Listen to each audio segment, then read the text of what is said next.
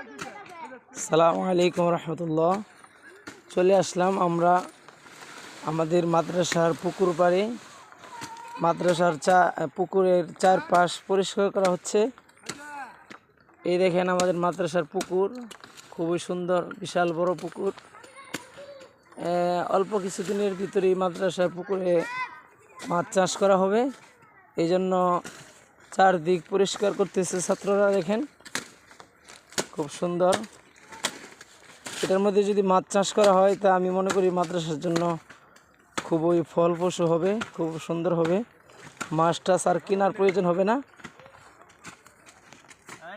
এই দেখেন রায়ন হুজুর কি সুন্দর করে পরিষ্কার করতেছে। রায়ন হুজুর কি খবর? এমনি কুবা করতেছেন, কারণ কি?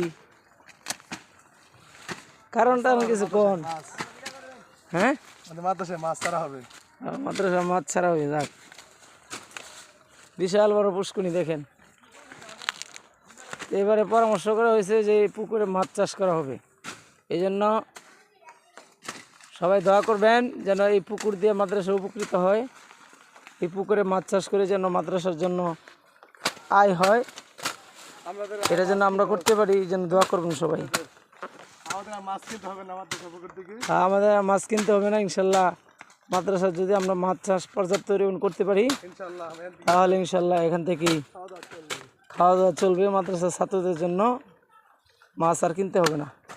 সবাই ভালো থাকেন, সুস্থ থাকেন, দোয়া করবেন। আসসালামু আলাইকুম রহমতুল্লাহ। এই যে আমাদের নাহিদ।